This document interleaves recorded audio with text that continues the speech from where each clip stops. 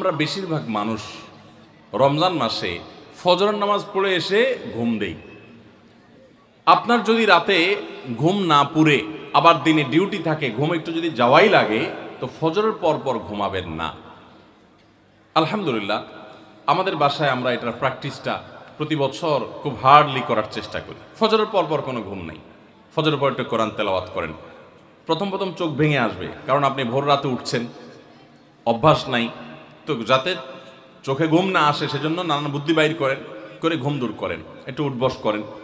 ওই টাইমে বসে ফজরের পরে আপনি তেলাওয়াত করেন, জিকির আজকার করেন, সকাল সন্ধ্যার দোয়াগুলো পড়েন, একটু দোয়া করেন, রমজানের কিছু আমল করেন। এশাকের নামাজের ওয়াক্ত হয়ে গেছে, 2 রাকাত নামাজ পড়ে এরপর আপনি পারলে দরকার হলে শুয়ে যান, কিন্তু ফজরের পর শুয়ে যাবেন না। এটা একটা ভুল, কারণ নবী করিম সাল্লাল্লাহু আলাইহি সাল্লাম সকালের এই সময়টার জন্য দোয়া করেছেন, আল্লাহুম্মা বারিক লি উম্মতি ফি বুকুরিহা, আল্লাহ আমার উম্মত জন্য সকালের সময়টাতে বরকত দান করুন। আর ওই সময় আপনি ঘুমায় থাকছেন। তো রমজান মাসে আমরা এটা একটা ভুল করি, এটা আমরা করব না যথাসম্ভব। অনেকে রমজান মাসে সাহারির খাবার এমনভাবে খায়, এক সময় আমরা দেখেছি ছোটবেলায় যে অনেক মুরব্বীরা আছেন রাত 12টা-11টার দিকে উঠে সাহারি খেয়ে তারপর শুয়ে পড়েন। এটা যেমন একটা ভুল ছিল, সাহারি হলো শেষের দিকে খাওয়া উত্তম, ওনারা খাইতেন আগে। অতিরিক্ত সতর্ক যেটাকে বলে, এত আগে কেন খায়? যে শেষের দিকে খাইলে রোজা হয় না হয়, এই জন্য 12টার সময় 4-5 ঘন্টা আগে খেয়ে ধুয়ে দিলাম। এটা হলো বেশি সতর্ক হওয়া। বেশি সতর্ক হওয়া বুঝেন? এক লোক দোতলা শুয়ে আছে ফ্লোরে, তো একটু পর পর মাথা উপরের দিকে উঠে ফেলতেছে।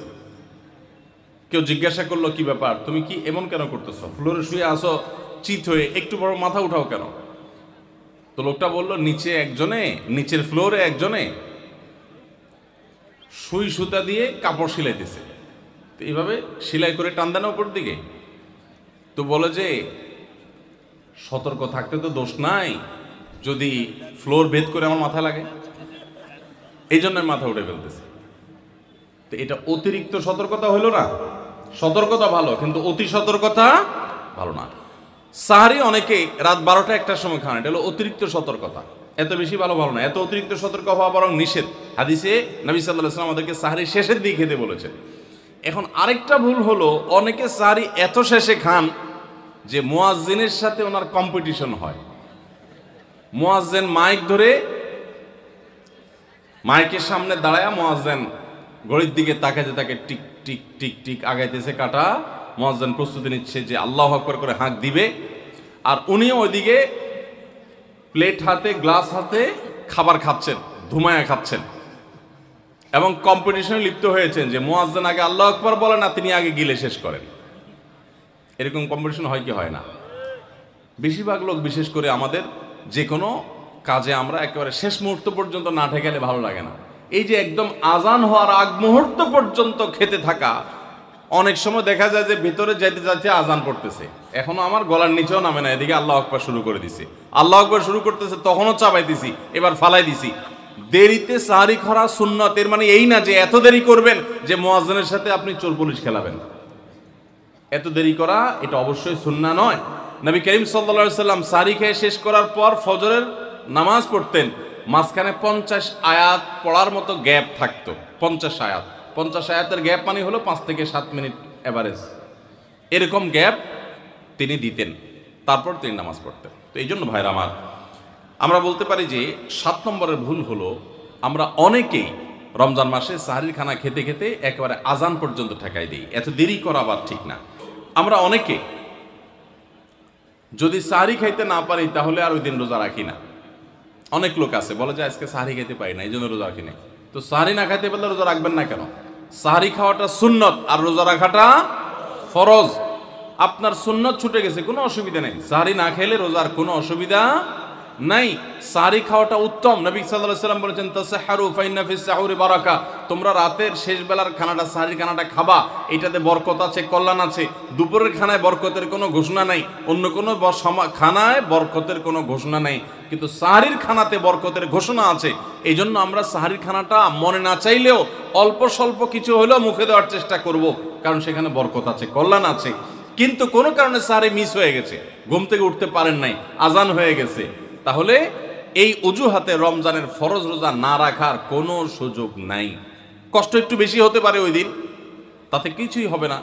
আমরা একেবারে মরে যাব না, ধৈর্য ধরা শিখতে হবে। ইমানদারকে আল্লাহ তাআলা সবর করা শেখাচ্ছেন রমাদানের মাধ্যমে। এই জন্য ভাইরা, কোনোদিন সাহরি মিস হইলে ওই দিন রোজা মিস করা যাবে না।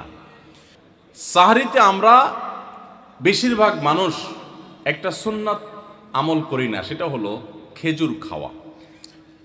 সন্ধ্যার সময় ইফতারিতে যখন আমরা সাহরি খাই তখন তো সবাই আমরা জানি, আমরা ইফতারিতে যখন খেজুর খাই তখন তো আমরা সবাই মোটামুটি জানি যেটা সুন্নত। কিন্তু সাহরিতে খেজুর খাওয়া যে সুন্নত, এটা ম্যাক্সিমাম মানুষ আমাদের দেশে এখনো জানেন না। নবী করিম সাল্লাল্লাহু আলাইহি ওয়াসাল্লাম বলেছেন, নি'মা সাহুরুল মুমিনি আত-তামার, ইমানদারের সবচাইতে উত্তম সাহরি হলো খেজুর। আপনি ভাত খান, ডাল খান, গোশত খান, মাছ খান, যাই খান, এক পিস খেজুর আপনি যদি অন্তত সাহরিতে খান, তাহলে এটার কারণে একটি সুন্নাত জিন্দা করা সওয়াব পাবেন। খেজুরে প্রচুর পরিমাণ এনার্জি, খাদ্য শক্তি থাকে, এটা আমাদের জন্য নানা দিক থেকে উপকারীও বটে। এই জন্য ইফতারিতে আপনি খেজুর খাওয়ার কথা জানেন, অথচ হাদিসে শুধু ইফতারিতে না, সাহরিতেও খেজুর খাওয়ার নির্দেশনা দেওয়া হয়েছে। এই জন্য এটা একটা ভুল যে আমরা অনেকে সাহরিতে যে খেজুর খেতে হয় এটা জানি না। সাহরির সময়, ভোর রাতের সময়টা হলো দোয়া কবুলের সবচেয়ে মোক্ষম সময়। 24 ঘন্টার ভিতরে দোয়া কবুলের সবচেয়ে আদর্শ সময়, যে সময়ের দোয়া কবুলের সম্ভাবনা সবচেয়ে বেশি, সেটা হলো ভোর রাতের সময়টা। আল্লাহ সুবহানাহু ওয়া তাআলা ডেকে ডেকে বান্দার ক্ষমা ঘোষণা করেন, বিপদ আপদ দূর করেন, অসুখ বিসুখ দূর করেন। এই সময়টা হলো রাতের শেষ প্রহর, ফজরের আগের সময়টা, তাহাজ্জুদের সময়টা। 11 মাস ধরে আমরা নানা ব্যস্ততার অজুহাতে আমাদের তাহাজ্জুদ পড়ার সুযোগ হয় না, ভোর রাতে ওঠার সুযোগ হয় না। ভাইরা আমার, রমাদানের মাস, আপনি তো সাহরি খাইতে প্রায় প্রতিদিনই উঠছেন। আপনার যেহেতু সাহরি খাওয়ার উদ্দেশ্যে উঠাই লাগে, তো আপনি কেন এই মাসে সাহরির সময়, ভোর রাতের এই সময়টাতে যখন আল্লাহর সাধারণ ক্ষমা ঘোষণা করেন, ওই সময়টাতে আপনি কেন শুধুমাত্র খেয়ে পরে আপনি মসজিদে চলে যাবেন ফজরের জন্য? অবশ্যই আপনি সাহরি খেতে উঠলে 2-5 মিনিট সময় বের করে বিশেষভাবে আল্লাহর কাছে দোয়ায় মনোনিবেশ করবেন। আমাদের একটা বড় ভুল হলো সাহরির এই সময়টাকে দোয়ায় আমরা মনোনিবেশ করি না। সম্ভব হলে 2 রাকাত নামাজ পড়েন, 4 রাকাত নামাজ পড়েন। সেটা যদি না পারেন তো সাহরির খানার শেষে অথবা আগে আপনি আপনার রুমে গিয়ে লাইট বন্ধ করে নিরিবিলি জায়গায় একটু আল্লাহর কাছে হাত তুলে একটু চোখের পানি ফেলে চান, দোয়া করেন। দোয়ার এই সুযোগটা 11 মাস আপনি পান না, রমজান মাসে সাহরির উসিলায় পেয়েছেন, তো আপনি সেই সুযোগটা কেন হাতছাড়া করবেন? আমি বিনয়ের সাথে বলতে চাই, একজন মানুষের জন্য আমরা এই সুযোগটা হাতছাড়া না করি। আমি পারতপক্ষে কোনোদিন এই সুযোগটা হাতছাড়া করি না ভাইরা। যেদিন কিছুই করতে পারি না, ওই রকম দোয়া করার সময় হয়তো নাই, কোনো কারণে দেরি হয়ে গেছে উঠতে উঠতে, ওই দিন খাইতে খাইতে মনে মনে দোয়া করার চেষ্টা করি, প্লেটটা ধুইতে ধুইতে দোয়া করার চেষ্টা করি।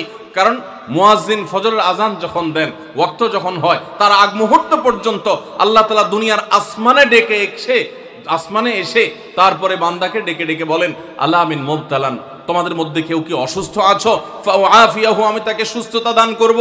আল্লাহ মিন মুস্তাগফিরিন ফাগফির লাহ, তোমাদের মধ্যে কেউ কি আছো ক্ষমা প্রার্থনাকারী, আমি তাকে ক্ষমা করে দিব। এভাবে ডেকে ডেকে আল্লাহ তাআলা দিতে থাকেন। টোটাল 24 ঘন্টার মধ্যে যেই সময়টার দোয়া ফেরত দেয়া হয় না, যেই সময়টার দোয়া মিস হওয়ার সম্ভাবনা খুবই কম, আপনার দোয়ার বেসিক শর্তগুলো ঠিক থাকলে এই দোয়া কবুল হওয়ার সম্ভাবনা জোরালো, সেই সময়টা হলো ভোর রাতের সময়টা। রমজান মাসে এই সময়টাতে দোয়ার যে সুযোগ তৈরি হয়, দোয়ার যে বিশাল সুযোগ আপনি পান, এই সুযোগটা হাতছাড়া করে আপনি শুধুমাত্র খেয়ে দিয়ে এই সময়টাকে পার করে দেন, এটা কখনো বুদ্ধিমানের কাজ হতে পারে না। এই জন্য রমজান মাসের ভুলগুলোর মধ্যে থেকে একটা হলো যে সাহরির সময়টাতে, ভোর রাতের সময়টাতে, দোয়া কবুলের গুরুত্বপূর্ণ সময়টাতে আমরা দোয়া তো করিই না। অনেকে ওই সময় আজকাল সাহরি পার্টি বের করেছেন, তামাশা বের করেছেন, অনেকে টেলিভিশনের প্রোগ্রাম দেখেন। কোন চ্যানেলে সাহরির সময়ের কোন প্রোগ্রাম আমরাও মাঝে মধ্যে, এগুলো আগে রেকর্ড করা থাকে। সাহরির সময় আমরা টেলিভিশনে প্রোগ্রাম করতে যাই না, আগে রেকর্ড করা থাকে, সেগুলো চলে। এগুলো হলো তাদের জন্য যারা টেলিভিশনে হারাম জিনিস দেখবে, ওই টাইমটাতে সে যেন হারাম জিনিস না দেখে ভালো কিছু দেখে। আপনাদেরকে আমরা বলবো, কখনো ওই ভোর রাতের ওই সময় ইসলামিক প্রোগ্রামও দেখতে যাবেন না। আপনি ওই সময়টাতে আল্লাহর সাথে কথা বলবেন, ওই টাইমটা ইবাদতের সময়, ওই টাইমটা দোয়া এবং রোনাজারির সময়। আমরা বেশিরভাগ মানুষ এই ভুলটা করি যে রমজানে আল্লাহর কাছে পাওয়ার এই বিশাল সুযোগ আমরা হাতছাড়া করে ফেলি।